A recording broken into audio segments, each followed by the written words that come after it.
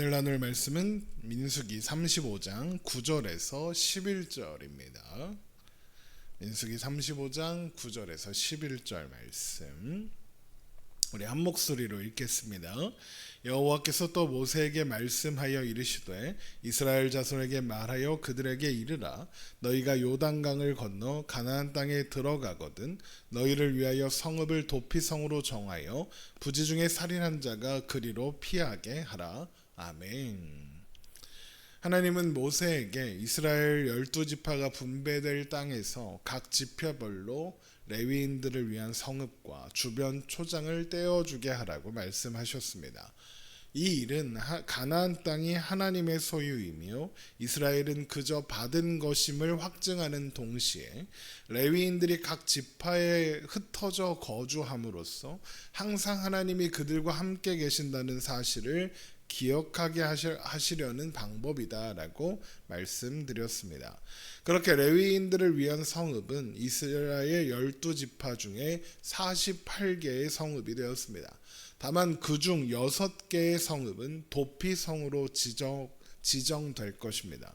도피성이란 살인한 자가 무분별한 복수로부터 생명을 보존할 방법으로 주어진 것이죠. 민수기 35장 9절입니다. 여호와께서 또 모세에게 말씀하여 이르시되 이스라엘 자손에게 말하여 그들에게 이르라 너희가 요단강을 건너 가나안 땅에 들어가거든 너희를 위하여 성읍을 도피성으로 정하여 부지 중에 살인한 자가 그리로 피하게 하라. 이는 너희가 복주할 자에게서 도피하는 성을 삼아 살인자가 회중 앞에서 서서 판결을 받기까지 죽지 않게 하기 위함이니라. 부지 중에 살인했다라는 것은 살해할 의도나 또 살해할 계획 없이 실수나 사고로 누군가를 해하게 되는 것을 가리킵니다. 오늘날의 방식으로 굳이 표현하자면 과실치사 정도가 될 겁니다. 그런데 고대 근동에서는 그런 상황과 상관없이 피해 복수가 당연한 것으로 여겨졌습니다. 피해자의 억울한 죽음이 또 다른 사람의 억울한 죽음으로 이어지는 것이 당연한 문화에 있었다는 겁니다. 당연히 그런 죽음은 또 다른 복수로 이어질 수밖에 없었겠죠.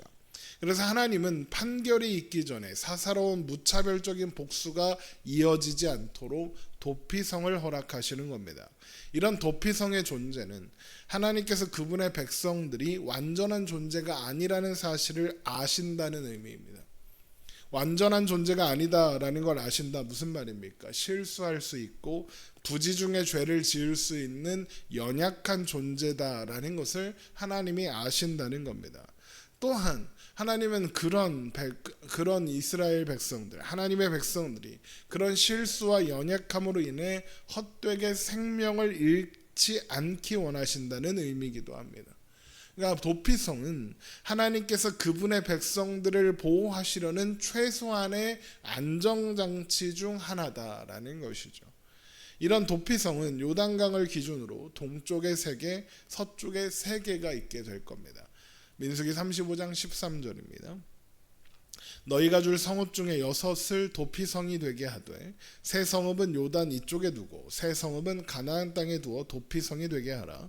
이 6성읍은 이스라엘 자손과 타군과 이스라엘 중에 거류하는 자의 도피성이 되리니 부지 중에 살인한 모든 자가 그리로 도피할 수 있으리라. 이것은 요단강 때문에 도피하는 자가 도피에 실패하는 상황이 있을 수도 있잖아요. 그런 실패가 일어나지 않도록 요단강을 중심으로 좌우에 동과 서에 3씩 배치해서 실패하지 않도록 도피가 어려움을 겪지 않도록 하시려는 거고, 그래서 유대 전통에 따르면 도피성으로 향하는 길은 항상 잘 정비가 되어 있어야 했고 갈림길마다 도피성으로 가는 방향이 어느 방향인지 명확한 표지판까지 세워야 했다라고 합니다. 도피성으로 생명의 위협을 피하려는 자, 그가 길을 잃지 않아야 한다라는 생각에서 그렇게 한 것이겠죠. 왜냐하면 그는 곧 하나님께로 생명을 피하려는 거잖아요. 도피성으로 피한다는 것은. 그러니까 이런 전통, 도피성으로 향하는 길은 항상 잘 정비되어 있어야 한다. 어느 방향으로 가야 하는지 명확하게 표시하는 표지판도 항상 있어야 한다. 이런 전통은 하나님께서 도피성을 만드신 목적과 그 의미가 정확히 통한다고 할 수 있겠습니다. 또한 민수기 35장 15절에 따르면 그 대상이 이스라엘 자손과 타국인과 이스라엘 중에 거류하는 자입니다. 그러니까 이스라엘 백성이 아니더라도 그 가운데 사는 이방인이어도 도피성의 보호를 받을 수 있다라는 거죠. 이것은 하나님의 보호와 공의가 혈통이나 신분을 넘어서는 원리다라는 의미이고, 나아가서 하나님께서는 이스라엘만이 아니라 하나님께로 피하는 모든 자의 하나님, 온 열방의 하나님이다라는 의미이기도 합니다. 하나님은 하나님께로 피하는 모든 자들에게 피난처가 되시는 분이신 것입니다. 그러면 어떤 경우에 도피성에서 보호를 받을 수 있을까요? 먼저 철 연장이나 사람을 죽일 만한 돌로 사람을 죽인 자, 그러니까 어떤 도구를 사용해서 살인한 자는 도피성의 보호를 받을 수 없습니다. 민수기 35장 16절입니다. 만일 철 연장으로 사람을 쳐 죽이면 그는 살인자니 그 살인자는 반드시 죽일 것이요, 만일 사람을 죽일 만한 돌을 손에 들고 사람을 쳐 죽이면 이는 살인한 자니 그 살인자는 반드시 죽일 것이요, 만일 사람을 죽일 만한 나무 연장을 손에 들고 사람을 쳐 죽이면 그는 살인한 자니 그 살인자는 반드시 죽일 것이니라. 이 경우는 사람을 죽이기 위해 도구를 사용했다라는 게 핵심이죠. 사람을 죽이기 위해 도구를 든 겁니다. 그 행위가 이미 악의를 가지고 계획되고 실행되는 일인 거죠. 그러므로 피해 보복을 받아도 살인 사형으로 다스려도 억울하다고 할 수 없는 겁니다. 민수기 35장 19절입니다. 피해 보복하는 자는 그 살인한 자를 자신이 죽일 것이니 그를 만나면 죽을 것이요. 또한 미워해서 기회를 엿보다가 악의를 가지고 손으로 쳐서 죽여도 마찬가지입니다. 마음 안에 이미 죽이려는 의도가 있었으므로 도피성의 보호를 받을 수 없는 거죠. 부지 중에 행한 일이 아니니까요. 민수기 35장 20절입니다. 만일 미워하는 까닭에 밀쳐 죽이거나 기회를 엿보아 무엇을 던져 죽이거나 악의를 가지고 손으로 쳐 죽이면 그 친자는 반드시 죽일 것이니 이는 살인하였음이라. 피를 보복하는 자는 살인자를 만나면 죽일 것이니라. 그러니까 결국 중요한 건 의도라는 겁니다. 그리고 그렇다는 것은 하나님은 그분의 백성들의 생명이 악의적인 의도에 의해 사라지는 것을 용납하지 않겠다 하시는 거죠. 다만 악의 없이 우연히 실수로 사람을 밀치거나 또 그 사람을 해치려는 의도 없이 무엇을 던졌거나 사람이 있는 줄 모르고 돌을 던졌거나 한 경우에는 도피성으로 피하여 생명을 부지할 수 있습니다. 민수기 35장 22절입니다. 악의가 없이 우연히 사람을 밀치거나 기회를 엿봄 없이 무엇을 던지거나 보지 못하고 사람을 죽일 만한 돌을 던져서 죽였을 때에는 이는 악의도 없고 해하려 한 것도 아닌즉 회중의 친자와 피를 보복하는 자 간에 이 규례대로 판결하여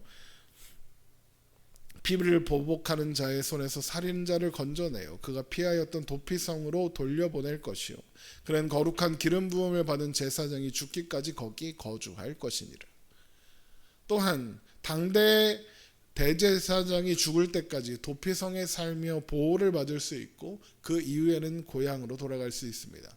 다만 대제사장이 살아있는 동안에 도피성에서 나갔다가 복수하려는 자를 만나 죽임을 당하게 된다면 복수한 자에게 죄를 묻지 않습니다. 민수기 35장 26절입니다. 그러나 살인자가 어느 때든지 그 피하였던 도피성 지경 밖에서 나가면 피를 보복하는 자가 도피성 지경 밖에서 그 살인자를 만나 죽일지라도 피 흘린 죄가 없나니 이는 살인자가 대제사장이 죽기까지 그 도피성에 머물러야 할 것임이니라. 대제사장이 죽은 후에는 그 살인자가 자기 소유의 땅으로 돌아갈 수 있느니라. 이것이 이렇게 처리되는 것은 도피성에서 벗어난다. 이것이 곧 하나님의 보호 안에 있다가 밖으로, 하나님의 보호 밖으로 스스로 나간다는 결정을 했기 때문인 겁니다. 그러니까 하나님 보호로부터 벗어난다. 그것을 스스로 결정한 거죠. 그리고 그렇게 했다는 건 무슨 뜻이겠습니까? 하나님의 보호하심보다 더 나은 방법이 있다고 생각했거나 하나님의 보호하심이 의미가 없다고 생각했으니까 도피성 밖으로 나간 거겠죠. 그러니까 그 행위 자체가 하나님을 떠난 행위가 되는 거고 하나님이 정하신 질서를 스스로 거부하는 셈이 되는 겁니다. 그러므로 도피성을 벗어나면 하나님의 보호를 받을 수 없는 거죠. 하지만 대제사장이 죽으면 고향으로 돌아갈 수 있습니다. 이것은 대제사장이 죽은 이후에는 그 사람이 부지 중에 지은 죄가 해소된다라는 것으로 보는 겁니다. 대제사장의 죽음으로 부지 중에 살인한 자의 죄가 해소된다라는 것은 대제사장이 온 이스라엘 전체의 죄를 짊어지는 자이기 때문일 겁니다. 한 사람의 죽음이 다른 사람의 죄를 덮는 구조가 그래서 성립되는 거죠. 그러므로 이것은 예수 그리스도를 통해서 성취된 속죄 사역의 예표다라고도 할 수 있는 겁니다. 하나님 안으로 피하는 자가 예수 그리스도를 통하여 속죄함을 얻고 집으로 돌아갈 수 있게 되는 거죠. 그리고 그 집은 하나님 나라인 겁니다. 다만 살인한 자의 판결은 여러 사람의 증언과 증거가 있을 때만 이루어질 수 있으며 한 사람의 증언으로는 판결하면 안 됩니다. 민수기 35장 29절입니다. 이는 너희의 대대로 거주하는 곳에서 판결하는 규례라. 사람을 죽인 모든 자 곧 살인한 자는 증인들의 말을 따라서 죽일 것이나 한 증인의 증거만 따라서 죽이지 말 것이요. 한 사람의 증언만으로 판결한다. 그러면 악의적인 거짓 증거가 나올 가능성이 높죠. 또한 한 사람의 생명을 끊는 판결인 만큼 신중하게 생각해야 하고 반드시 합당한 근거 위에서 내려져야 하는 겁니다. 하나님은 생명을 그만큼 귀하고 무겁게 여기시는 분이다라는 거죠. 그렇게 적절한 재판의 결과로 사형이 확정된 경우에는 속전을 내고 죽음을 면할 수는 없습니다.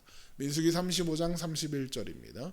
고의로 살인죄를 범한 살인자는 생명의 속전을 받지 말고 반드시 죽일 것이며 그리고 이것은 도피성에 피한 자의 경우도 마찬가지입니다. 대사장이 죽기 전에는 속전을 내고 도피성에서 일찍 나올 수 없습니다. 민수기 35장 32절입니다. 또 도피성에 피한 자는 대제사장이 죽기 전에는 속전을 받고 그의 땅으로 돌아가 거주하게 하지 말 것이니라. 이것은 의도했던 의도하지 않았든 생명은 돈으로 대체될 수 없다라는 것을 보여주는 거죠. 이것은 부유하든 가난하든 권력이 있든 없든 하나님의 공의 앞에서 생명의 무게는 동일하다는 거고 돈이 공의를 살 수 없다는 의미가 되는 겁니다. 결국 하나님께서 도피성을 주신 것은 하나님의 주신 땅에서 헛된 피가 흘려져 생명이 헛되게 사라지지 않게 하시려는 하나님의 마음이 담겨 있다라는 겁니다. 그러므로 헛된 피를 흘려 하나님이 주신 땅을 더럽히면 안 된다 그러는 거죠. 민수기 35장 33절입니다. 너희는 너희가 거주하는 땅을 더럽히지 말라. 피는 땅을 더럽히나니 피 흘림을 받은 땅은 그 피를 흘리게 한 자의 피가 아니면 속함을 받을 수 없느니라. 너희는 너희가 거주하는 땅 곧 내가 거주하는 땅을 더럽히지 말라. 나 여호와는 이스라엘 자손 중에 있음이니라. 그분의 백성들을 지키시려는 하나님의 사랑과 은혜를 해방하는 게 살인하는 거고 헛된 피를 흘리는 거니까요. 이렇게 하나님은 그분의 백성들을 지키시겠다고 그분의 백성들을 향한 악의적인 행동을 그냥 내버려 두지 않겠다고 도피성의 규례를 통해서 선언하시는 겁니다. 그래서 나 여호와는 이스라엘 자손 중에 있음이니라. 그 땅은 내가 거주하는 땅이다 라는 선언으로 도피성의 규례가 마무리되는 겁니다. 하나님께서 이스라엘 가운데 함께하사 그들의 생명을 보존하시고 지키시겠다는 겁니다. 하나님이 우리의 피난처가 되십니다. 하나님은 우리를 홀로 내버려 두지 않으시고 지키십니다. 우리를 생명 가운데 머물게 하십니다. 우리는 그런 하나님의 보호 아래서 오늘도 안전합니다. 이 사실을 기억하며 오늘도 평안하며 안심하며 하나님 안에서 살아가는 우리가 되기를 주님의 이름으로 축원합니다. 기도하겠습니다.